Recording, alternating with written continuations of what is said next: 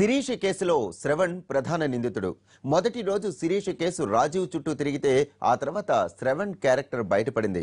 శ్రవణ్ నల్గొండ జిల్లా చింతపల్లి మండలం గోడుకొండ్ల గ్రామస్తుడు. Real estate వ్యాపారి.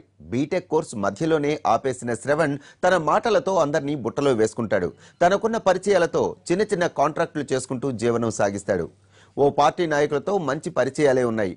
నల్గొండ జిల్లాకు చెందిన ముఖ్య నాయకులు, పోలీసు అధికారులతో పరిచయాలున్నాయి.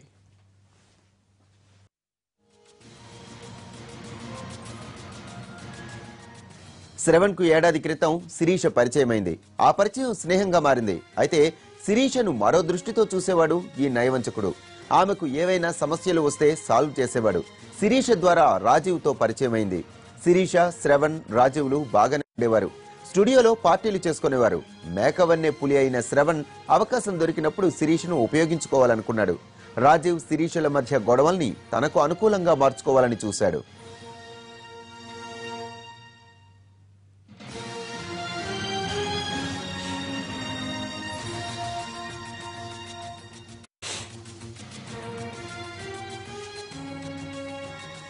తన స్నేహితుడైన ఎస్ఐ ప్రభాకర్ రెడ్డి సాయం తీసుకుందామనుకున్నాడు శ్రవణ్.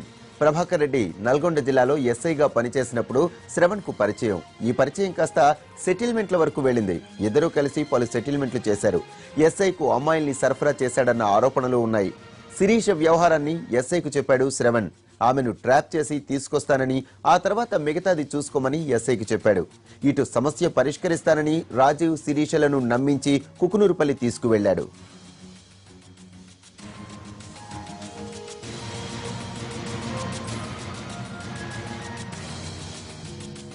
అయితే శ్రవణ్ తల్లిదండ్రులు మాత్రం తమ కొడుకు ఏ పాపం తెలియదంటున్నారు. తమ కొడుకును అన్యాయంగా ఈ కేసులో ఇరికించారని చెబుతున్నారు. మరిన్ని వివరాలు మా ప్రతినిధి శర్మ అక్కడి నుంచి అందిస్తారు. రాష్ట్రంలో సంచలనం సృష్టించినటువంటి కేసు శిరీష మృతి వ్యవహారం.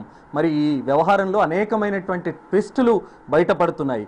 ఈ కేసులో శ్రవణ్ చాలా కీలకమైన వ్యక్తి అని పోలీసులు భావిస్తున్నారు. అతడు చాలా విలాసవంతంగా బతికాడు. తన సెటిల్మెంట్ వ్యవహారాల కోసం పోలీసులకు అనేక రూపాల్లో గిఫ్టులు ఇచ్చాడు. చాలా విలాసవంతంగా ఉంటున్నాడు అనేటువంటి విషయానికి సంబంధించి పోలీసులు ఈ వ్యవహారంలో అతడి పాత్రనే చాలా కీలకమంటూ ప్రధాన నిందితుడిగా, నిందితుల జాబితాలో మొదటి వ్యక్తిగా శ్రవణ్ను చేర్చారు. కానీ ప్రస్తుతం మనం రంగారెడ్డి జిల్లా మాల్లో ఉంటున్నటువంటి అతని తల్లిదండ్రుల ఇంటికి వచ్చాం. ఇదే అతని తల్లిదండ్రులు ఉండేటువంటి నివాసం. శ్రవణ్ కూడా ఇక్కడే ఉండి హైదరాబాద్లో బీటెక్ వరకు చదువుకున్నటువంటి పరిస్థితి మనం ఇక్కడ చూస్తూ ఉన్నాం. నిజంగా అంత విలాసవంతమైనటువంటి ఇల్లు ఇక్కడ మనకు కనిపిస్తోందా? మరి చూస్తే గనక అలాంటిది ఏమీ కనిపించట్లేదు. సాధారణమైనటువంటి జీవితాన్ని మాత్రమే వీళ్ళు గడుపుతూ ఉన్నారు. మరి వాళ్ళ ఇంటి పరిస్థితిని చూస్తే మనకు చాలా స్పష్టంగా అర్థమవుతుంది. ఎంత ఇప్పటి వరకు ప్రచారం అయితే జరిగింది. శ్రవణ్ కుటుంబం చాలా విలాసవంతంగా ఉంది, అతడి ఇల్లు చాలా ఒక రకమైనటువంటి ఇదిలో ఉంది అనేటువంటి విషయానికి సంబంధించి కూడా ప్రచారం జరిగినటువంటి పరిస్థితి. అతని తండ్రితో మాట్లాడదాం. ఏం పేరు? రాములు బోదాస్. ఏం చేస్తూ ఉంటారు? నేను సూపర్వైజర్గా చేస్తుంటా. రియల్ ఎస్టేట్ దగ్గర ఆయన దగ్గర సూపర్వైజర్గా చేస్తుంటానన్న. మీ బాబు ఎన్నో కొడుకు? నాకు మొదటి కొడుకు. ఏమనిపిస్తుంది ఒక తండ్రిగా ఈ కొడుకును మొదటి నిందితుడిగా చేర్చడానికి సంబంధించి మీరు ఎప్పుడు విన్నారు ఈ విషయానికి సంబంధించి? నేను పేపర్లో, టీవీలో చూసిన తర్వాత మొదటి ముద్ద అన్న తర్వాత నాకు చాలా బాధ కలిగింది. వాటికి సంబంధం లేదు వాస్తవంగా. అలాంటివన్నీ ఇరికిచ్చిండ్రనే ఆలోచనలో నేను మనస్తాపం చెందించాను. ఎట్లా ఇరికించిండ్రు అంటారు? ఇక అది ఎట్లా చేసిండ్రు అనేది ఇక మనకు తెలియదు. నాకు ఆలోచనలో అది ఎట్లా ఇరికించిండ్రు అనేది, వాస్తవాలు ఏంది అనేది అది మీడియాకు తెలుసు, మీకు ఆలోచనలో ఇరికించిండ్రు కాబట్టి నేను బాధపడుతున్నాను. ఏ రోజు లాస్ట్ మీరు అతన్ని చూసారు ఇక్కడ? నేను మంగళవారం నాడు. మంగళవారం ఇక్కడ నుంచి బయలుదేరాడా? మంగళవారం నాడు ఇక్కడ నుండి అక్కడ ఎస్ఐ గారు రమ్మని అంటే బయలుదేరిపోయాడు. ఏ రోజు ఇక్కడికి వచ్చాడు? రోజు ఇక్కడనే ఉంటాడు కదన్న. రోజు ఇక్కడే ఉంటాడు. రోజు ఇక్కడే ఉంటాడు. వద్దన్నా ప్లీజ్ వదిలేసాను. మా బాధలు ఏమిటి ఎందుకన్నా ఆయన మాట్లాడడానికి వస్తలేదు. ఎందుకు మీరు న్యూస్ క్రియేట్ చేసిన బాధపడుతుంది. ఒక్క నిమిషం. బలవంతంగా ఈ కేసులో అతన్ని బాబు బలవంతంగా ఈ కేసులో అతన్ని తండ్రిగా మీరు ఏం చెప్తారు? అతన్ని ఈ కేసులో మొదటి నిందితుడిగా చేర్చారు, మీరేమంటారు? అనవసరంగా వాస్తవం అయితే వాస్తవం కాదు, పవన్ మొదటి నిందితుడిగా ఇరికించినందుకు మేము బాధపడుతున్నాం. మీరేమన్నా మీడియా చేసే ఆలోచన ఉంటే ఏమన్నా చేయండి, నా కొడుకు సేవ్ చేయండి అని ఆలోచన నేను. పోలీసులు మీ కొడుకే కుట్ర చేశాడు, కుట్రలో భాగంగానే అక్కడికి ఎస్ఐ దగ్గరికి తీసుకువెళ్ళాడు అని అంటారు. అదంతా నేను ఏది అని అన్న ఇక అది వాళ్ళు ఏం జరిగింది ఏం సంగతి మీడియా మీరు వాస్తవాలు తెలుసుకొని విలాసవంతమైన జీవితాలు ఉన్నాయంటే నా జీవితం ఏంది అనేది మీరు తెలుసుకోరు. దీని మీద మీరు ఏమైనా చేయదలుచుకొని న్యాయం చేయండి అంతే.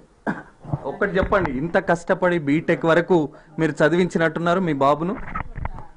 అవును చదివించినాం అన్న, చదివించినాము. ఎస్ఐ కోచింగ్ కానీ పోయిండు, ఆడ ఉన్నాడు. మళ్ళీ వచ్చి మళ్ళీ ఇంటికాడ నాతో పాటు కలిసి చిన్న చిన్న పనులు నాతో పాటు కలిసి చేసుకుంటున్నాడు. అది మా జీవితం. కానీ ఒకటి చెప్పండి, సెటిల్మెంట్లు చేసేదానికి చాలా మంది గిఫ్ట్లు ఇచ్చాడనే ఆరోపణకు సంబంధించి ఏమంటారు? ఎక్కడ సెటిల్మెంట్ జరిగినాయో మీరు వాస్తవాన్ని తెలుసుకోండి. ఎక్కడైనా జరిగి ఉంటే మీరు దాన్ని ఆలోచన చేయండి. ఎక్కడ అలాంటి ఆలోచనలే సెటిల్మెంట్లు అనేది లేదు నా కొడుకు. మీకు ప్రతిదీ తెలుసు కొడుక, అయ్యా మీకు ప్రతిదీ తెలుసు, మేము చెప్పాల్సిన పని లేదు కొడుక. నా బిడ్డకి మీరు ఎంత న్యాయం చేయాలనుకుంటే అంత చేయండి కొడుక. ఎట్లా అంటారు? నా బిడ్డ మీద చిన్న తప్పు లేదు కొడుక, నేను ఉన్న వాసన చెప్తున్నా. నా బిడ్డ అలాంటి వాడు కాదు, నా బిడ్డ మీద తప్పు లేదు. మేము చెప్పాల్సిన పని లేదు, మీరు చేయాల్సినంత చేసిర్రు. ఏం న్యాయం చేయాలో నా బిడ్డకు న్యాయం. నాకు ఒకటి చెప్పండి అమ్మా, పోలీసులు ఆధారాలన్నీ సేకరించామంటున్నారు. శ్రవణ్ను కుక్కునూరుపల్లి పోలీస్ స్టేషన్ కు శ్రవణే వీళ్ళిద్దరిని కూడా తీసుకెళ్లాడు అని చెప్తున్నారు. మా దగ్గర టవర్ లొకేషన్ అంతా ఉంది అని చెప్తున్నారు. అది మేమంతా చూడలేదు కొడుక, మేము చేయలేదు. మాకు తెలిసిన విషయం కాదు కొడుక. మీకు ఏది న్యాయం జరిపించాలనిపిస్తే, మీకు ఏది న్యాయం చేయాలనుకుంటే అదే చేయండి కొడుక, అంతవరకు. మొదటి నిందితుడిగా చేర్చినందుకు ఒక తల్లిగా చూడు కొడుక, మేము చేయలేదు అంటే అది కాదు, మేము చేసినామంటే కాదు. అది తప్ప న్యాయమా అది మీకు తెలుసు, గవర్నమెంట్ కి తెలుసు, ప్రతి ఒక్కరికి తెలుసు. అది న్యాయం చేయించండి. అంటే ఏమంటారు, ఇరికించారు మీ బాబు ఇరికించాడని మనం అంటే కాదు, కాకపోతే కాదు. అది ఏం జరిగింది తప్పు న్యాయం మీరే జరిపించండి. బాబుతో మాట్లాడారా? అంతా మాట్లాడినా కొడుక. తర్వాత ఇన్సిడెంట్ తర్వాత మీ బాబుతో మాట్లాడారా? రాములు గారు ఈ ఇన్సిడెంట్ తర్వాత మీ బాబుతో మాట్లాడారా? ఏం చెప్పాడు అతను? నేను ఇన్సిడెంట్ తర్వాత తీసుకుపోయి లోపల ఉంచారు కదా, నేను ఎక్కడ ఏం మాట్లాడే మీ సమక్షంలోనే అరెస్ట్ చేశామని చెప్పి ఉంటారు కదా. ఇక్కడ నుండి వెళ్ళిపోయిండు, అక్కడ ఆలోచన చేసి అరెస్ట్ చేసి ఇక మేము మళ్ళీ తర్వాత ఆలోచన అక్కడ ఏం కలవలేదు. మళ్ళీ మాట్లాడలేదా? నేను తప్పు చేయలేదు, నన్ను అనవసరంగా ఇరికించారని చెప్పాడా? అయితే చెప్పిండు వాస్తవే వాడప్పుడు. ఏమని? నాకేం సంబంధం లేదు అనే ఆలోచనలో అన్నాడు. ఏం చేయబోతున్నాడు? న్యాయపైన పోరాటం ఏమైనా చేస్తారా బాబుకు సంబంధించి? చూసి ఆలోచన చేస్తాం ఇప్పుడు. అంటే 1-2 రోజుల్లో వాళ్ళను మళ్ళీ కస్టడీకి తీసుకునే అవకాశం ఉంది. మరి అందులో ఏ విషయాలు అతను ప్రస్తావించే అవకాశం ఉంటుంది? మరి ఎక్కడ తెలుసు, మనకేం తెలుసు అన్న. మనం అక్కడ కస్టడీలోకి తీసుకొని ప్రస్తావించేది వాళ్ళకి తెలుసు, మీకు తెలుసు, మాకేం తెలుసు ఉంటుంది.